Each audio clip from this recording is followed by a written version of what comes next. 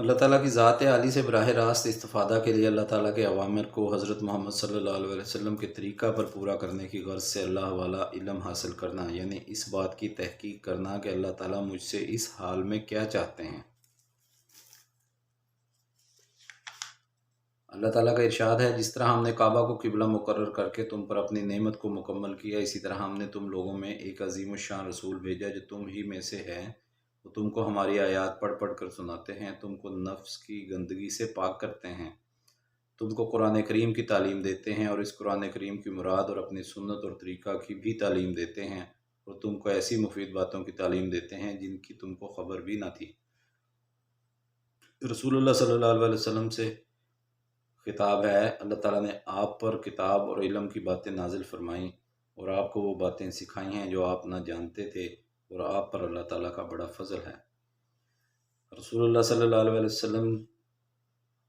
سے قرآن پاک میں خطاب ہے، اور آپ یہ دعا کیجئے کہ اے میرے رب میرا علم بڑھا دیجئے۔ اللہ تعالیٰ کا ارشاد ہے، اور بلا شبہ ہم نے داؤد اور سلیمان کو علم عطا فرمایا، اور اس پر ان دونوں نبیوں نے کہا کہ سب تعریفیں اس اللہ تعالیٰ کے لیے ہیں جنہوں نے ہمیں اپنے بہت سے ایمان والے بندوں پر فضیلت دی۔ اللہ تعالیٰ کا ارشاد ہے، اور ہم یہ مثالیں لوگوں کے لیے بیان کرتے ہیں لیکن انہیں علم والے ہی سمجھتے ہیں۔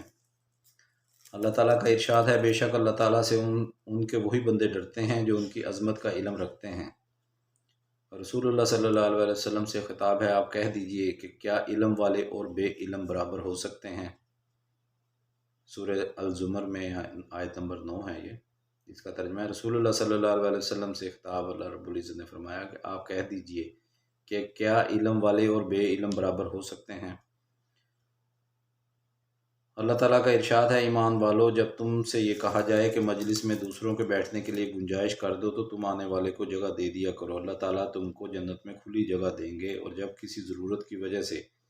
تمہیں کہا جائے کہ مجلس سے اٹھ جاؤ تو اٹھ جایا کرو، اللہ تعالیٰ اس حکم کو اسی طرح دوسرے احکامات کو ماننے کی وجہ سے تم میں سے ایمان والوں کے اور جنہیں علم دین دیا گیا ہے ان کے درجے بلند کریں گے، اور جو کچھ تم کرتے ہو اللہ تعالیٰ اس سے باخبر ہیں۔ اللہ تعالیٰ کا ارشاد ہے، اور سچ میں جھوٹ کو نہ ملاؤ اور جان بوجھ کر حق کو یعنی شرعی احکام کو نہ چھپاؤ۔ اللہ تعالیٰ کا ارشاد ہے، کیا غضب ہے کہ تم لوگوں کو تو نیکی کا حکم کرتے ہو اور اپنی خبر بھی نہیں لیتے، حالانکہ تم کتاب کی تلاوت کرتے ہو جس کا تقاضا یہ تھا کہ تم علم پر عمل کرتے، تو پھر کیا تم اتنا بھی نہیں سمجھتے؟ حضرت شعیب علیہ السلام نے اپنی قوم سے فرمایا، اور میں جس طرح ان باتوں کی تم کو تعلیم کرتا ہوں خود بھی تو اس پر عمل کرتا ہوں، اور میں یہ نہیں چاہتا کہ جس کام سے تمہیں منع کروں میں خود اسے کروں۔ حضرت ابو موسیٰ رضی اللہ تعالیٰ عنہ سے روایت ہے کہ رسول اللہ صلی اللہ علیہ وسلم نے ارشاد فرمایا، اللہ تعالیٰ نے مجھے جس علم اور ہدایت کے ساتھ بھیجا ہے اس کی مثال اس بارش کی طرح ہے جو کسی زمین پر خوب برسے، اور جس زمین پر بارش برسی وہ 3 طرح کی تھی۔ اس کا ایک ٹکڑا عمدہ تھا جس نے پانی کو اپنے اندر جذب کر لیا، پھر خوب گھاس اور سبزہ اگایا۔ زمین کا ایک دوسرا ٹکڑا سخت تھا جس نے پانی کو جذب تو نہیں کیا لیکن اس کے اوپر پانی جمع ہو گیا۔ اللہ تعالیٰ نے اس سے بھی لوگوں کو نفع پہنچایا، انہوں نے خود بھی پیا، پھر جانوروں کو بھی پلایا اور کھیتوں کو بھی سیراب کیا۔ وہ بارش زمین کے ایسے ٹکڑوں پر بھی برسی جو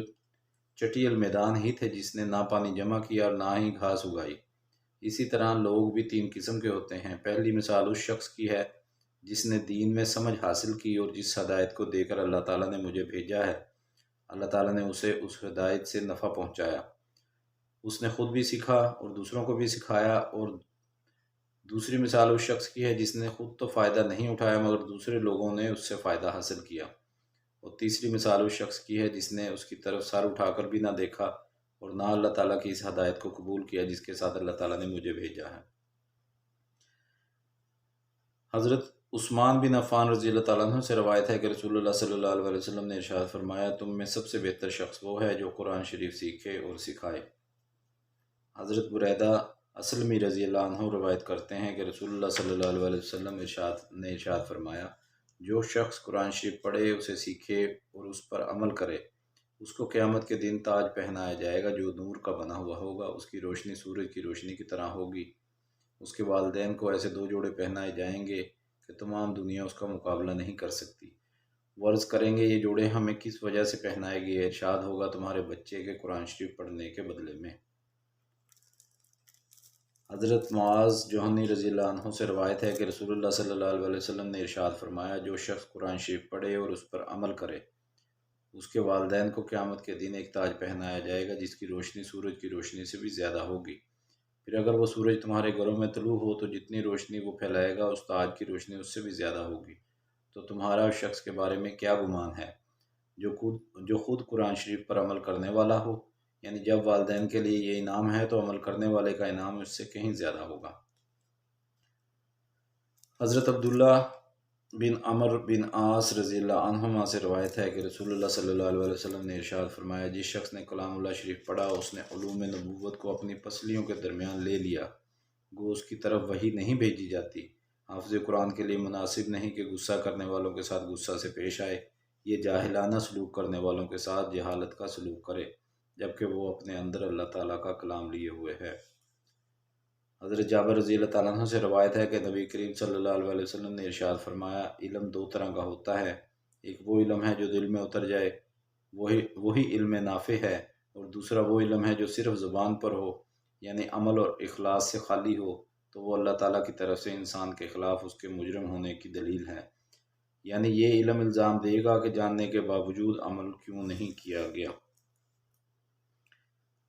حضرت عقبہ بن عامر رضی اللہ تعالیٰ عنہ فرماتے ہیں کہ رسول اللہ صلی اللہ علیہ وسلم تشریف لائے، ہم لوگ صفہ میں بیٹھے تھے، آپ صلی اللہ علیہ وسلم نے ارشاد فرمایا، تم میں سے کون شخص اس کو پسند کرتا ہے کہ روزانہ صبح بازار بطحان یا عقیق میں جائے اور دو عمدہ اونٹنیاں بغیر کسی گناہ مثلا چوری وغیرہ اور بغیر قطع رحمی مفت لے آئے؟ ہم نے عرض کیا، یا رسول اللہ صلی اللہ علیہ وسلم، اس کو تو ہم میں سے ہر شخص پسند کرے گا۔ رسول اللہ صلی اللہ علیہ وسلم نے ارشاد فرمایا، تمہارا صبح کے وقت مسجد میں جا کر قرآن کی 2 آیتوں کا سیکھنا یا پڑھنا 2 اونٹنیوں سے، 3 آیتوں کا 3 اونٹنیوں سے اور 4 کا 4 سے افضل ہے، اور ان کے برابر اونٹوں سے افضل ہے۔ حدیث کا مطلب یہ ہے کہ آیتوں کی تعداد اونٹنیوں اور اونٹوں کی مجموعی تعداد سے افضل ہے، مثلا ایک آیت 1 اونٹنی اور 1 اونٹ دونوں سے افضل ہے۔ اللہ رب العزت جی ہمیں بھی ان اعمال پہ عمل کرنے کی توفیق عطا فرمائے، اور اپنے علم میں سے علم اور اپنے حلم میں سے حلم عطا فرمائے۔